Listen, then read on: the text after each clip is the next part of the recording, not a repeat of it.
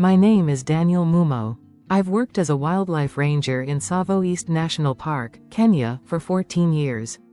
I've seen many things in the bush: majestic migrations, heart-wrenching poaching scenes, the quiet resilience of nature. But none moved me the way the story of Tembo did. This is not a tale of fantasy or romanticized wildlife adventure. It happened. I was there. I carried Tembo on my back. It started during the long rains of April 2021.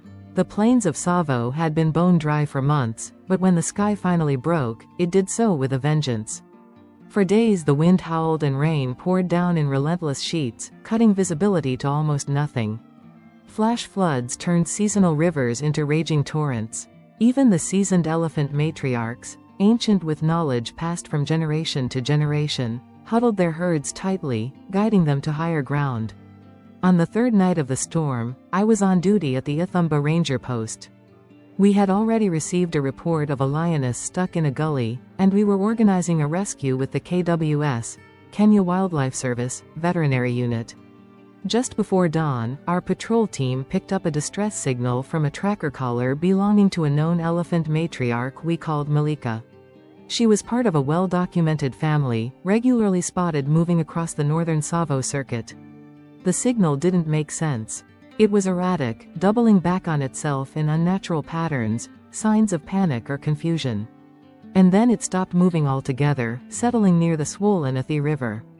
We feared the worst. The river had already claimed a young buffalo calf 2 days before. We geared up, myself, Ranger Wambua, and our tracker, Asha. The terrain was hellish. The black cotton soil had turned into a slippery mess that grabbed at your boots like glue. The rain had let up that morning, but dark clouds still loomed in the distance. We reached the river by midday. The collar signal was still active but static. That was when we saw them. Malika and most of her herd were on the far bank of the Athi, bunched together under an acacia thicket. From our vantage point, they looked agitated, trumpeting softly, circling tightly, sniffing the air and ground. And they were missing one. We scanned the area with binoculars. 1 juvenile female, 1 male in his teens, and 3 calves, all accounted for, except the smallest, a baby not more than 1 year old. Tembo. I had seen Tembo once before when he was only a few months old. He was unusually curious for his age, often wandering a bit farther than the others before being tugged back under Malika's belly by her strong trunk. It wasn't hard to imagine that during the chaos of the storm, the flooding, the confusion and noise, he had been swept away or had fallen behind. Now he was nowhere to be seen. The tracker collar data from Malika showed that she had tried to cross the river again after sunrise but quickly returned. It seemed she was searching too. But the waters were still too dangerous. They hadn't been able to go back across. We began our own search on the near bank. We split up, staying within radio range. I walked with Asha along the river, scanning for footprints, dung, anything. The mud was churned and confused with prints, some washed away by water, others too fresh to be the right age. But 2 hours in, Asha spotted it, a small, round imprint on a slight incline, unmistakably elephant but far too small to be anything but a calf. We followed the tracks for about a kilometer. They wove erratically, moving in circles, sometimes overlapping. The path showed signs of panic and fatigue. Then we saw the slide mark. Tembo must have slipped down a small embankment into a shallow ravine. There, under a low overhang of bush, we found him. He was caked in mud, shivering, and completely silent. At first, he didn't move at all. I thought he might be dead. But then his trunk twitched. He lifted his head slightly, his eyes dull with exhaustion. Asha and I knelt by him, speaking softly. I offered him water from my canteen, which he sniffed but didn't drink. He was dehydrated, frightened, and probably hadn't had milk since the storm 3 days earlier. I radioed Wambua to bring the rescue crate. It was clear Tembo couldn't walk on his own. The ravine made it impossible to drive the land cruiser in directly, so we used stretchers to carry him out. It took all 3 of us over an hour. The moment we lifted him, Tembo let out a soft, heartbreaking bellow, not loud, but mournful. A cry for his mother, no doubt. We felt it in our chests. We drove Tembo to the Ithumba stockade, where the Sheldrick Wildlife Trust team joined us. They were already preparing a milk formula for him. Tembo was barely responsive, but he took small sips of the warm mixture. It was a good sign. The veterinary officer administered electrolytes and antibiotics, just in case. The goal now was to stabilize him, regain his strength, and track Malika's herd again. That night, Tembo slept fitfully in the stockade. He would occasionally let out soft rumbling calls, the way baby elephants do when they're dreaming or anxious. I stayed by his side for most of it, watching, waiting. The rains had stopped, and the stars had come out. But the road to reuniting Tembo with his family had only just begun. By the next morning, Tembo was standing, wobbly, yes, but standing. That might not sound like much, but for an elephant calf who'd spent 3 days alone in the wild during a storm, it was a miracle. His eyes were clearer, his trunk more active, and when one of the keepers approached with the milk bottle, he trotted a few unsteady steps forward, letting out a small trumpet. We all exchanged a glance. It was the first spark of energy we'd seen in him. He was fighting. We didn't have time to celebrate. The longer Tembo stayed away from his herd, the less likely a successful reunion would be. The bond between a calf and its mother is incredibly strong, but in the wild, elephants adapt quickly to loss. The matriarch might continue searching for a short time, but if the trail went cold, they would have no choice but to move on. Nature is harsh that way. Our first job was to locate Malika's herd again. Their collar signal had moved north during the night, which meant they were heading into rockier, more remote territory, part of the Northern Guiana Conservancy. We loaded the vehicle at first light: milk formula, basic vet supplies, GPS trackers, 2 drones, satellite phones, and water. It would be a long day. Tembo was still too weak to travel, so we left him in the care of the Sheldrick team. His stockade mate was another young orphan named Lapa, and their bonding during those few hours gave Tembo a bit of emotional comfort. We set out, myself, Wambua, Asha, and Peter, a volunteer from SWT who specialized in drone tracking. The roads had dried just enough to allow passage, but we had to take it slow. Deep ruts from the rains made progress agonizing. Our hope was to track the elephants visually using the drone while Asha interpreted their path from the ground signs, broken branches, dung freshness, and soil disturbance.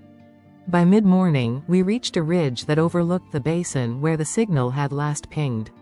The drone went up. At first, it was just endless scrub and acacia. But then we saw movement. A cluster of large shapes moving slowly along a dry riverbed. Zooming in, we confirmed it: 7 elephants. One was definitely Malika. Her unique left tusk, chipped at the tip, was unmistakable. What struck us immediately was their behavior. They weren't just moving. They were stopping often, circling, sniffing the air. Malika would pause, raise her trunk high, then keep moving. She was searching. She's still looking for him, Peter said quietly. We knew what we had to do. We had to bring Tembo to her. This was not something we took lightly. Elephant reintroductions are complex and dangerous, especially with young calves. The timing had to be exact. If we brought Tembo too soon and he couldn't keep up, he'd be left behind again.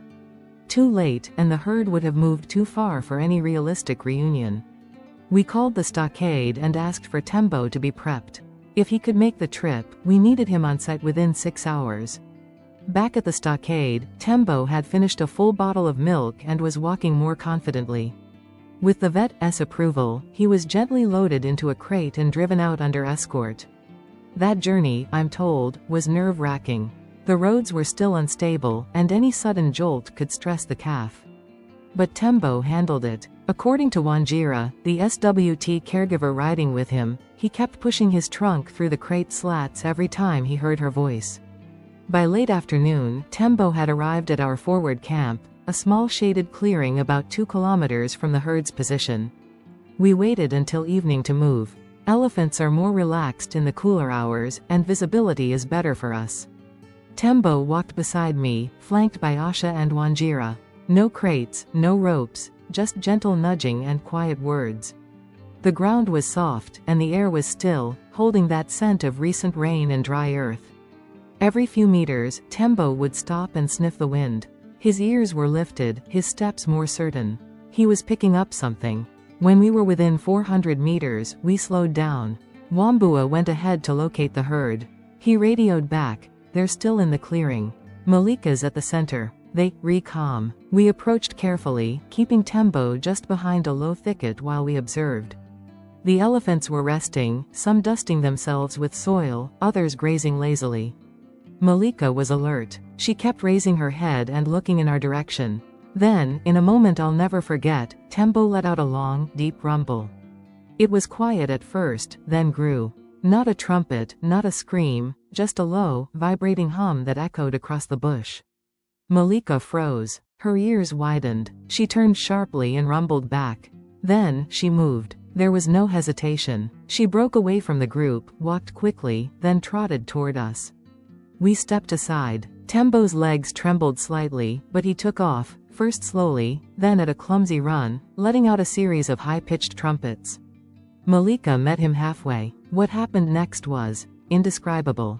She wrapped her trunk around him, then touched him all over, his back, his belly, his face. Tembo leaned into her, rumbling continuously, his body pressed against her legs. The rest of the herd approached, surrounding them, sniffing, touching. It was like a receiving line of recognition. Acceptance. We didn't move. We didn't speak. Even Peter, who rarely held back his thoughts, stood motionless with his hands on his head. It lasted nearly 20 minutes. Then, as if on some unspoken signal, Malika turned and began to lead the herd away. Tembo followed without a glance back. We watched them disappear into the bush, the moon rising behind their silhouettes. It was over. We had done it. Against the odds, the baby had returned to his family. But the story wasn't finished. People often assume that once an animal is reunited with its family, everything returns to normal, as if nature simply picks up where it left off. But that's not how it works, not in the wild. The story of Tembo's reunion with Malika's herd was a victory, yes, but what followed in the weeks after tested our team and tested nature's resilience in ways none of us expected. We stayed on site for 2 more days after the reunion, tracking Malika's herd with the GPS signal and watching from a safe distance using the drone and binoculars. Tembo was staying close to Malika, even closer than before. In a way, it was like she was making up for those lost days, constantly touching him, standing over him at night, shielding him during water crossings. But Tembo was still weak. The brief stint at the stockade had helped, but he'd lost weight, and he still lagged behind when the herd moved fast. The northern range of Tsavo is rough terrain, stony outcrops, thick scrub, and long distances between waterholes. And with the rains now tapering off, the land was beginning its slow, relentless return to dryness. On the 5th day, we noticed something alarming on the drone feed. The herd had reached a waterhole known as Mwituni, but Tembo wasn't with them. We scanned further and finally spotted him about 300 meters behind, lying down under a tree. That's never a good sign in young elephants. Calves don't lie down during the day unless they're exhausted, dehydrated, or injured. Asha and I moved out on foot immediately, staying downwind and approaching cautiously. When we reached Tembo, he lifted his head weakly but didn't get up. There was no visible injury, but he was struggling to breathe. His ears flapped slowly, his trunk was limp at the tip, and his sides were heaving. We had a choice to make, and we had to make it fast. If we interfered again, there was a risk the herd might reject him a second time. Elephants are intelligent, yes, but they're also practical.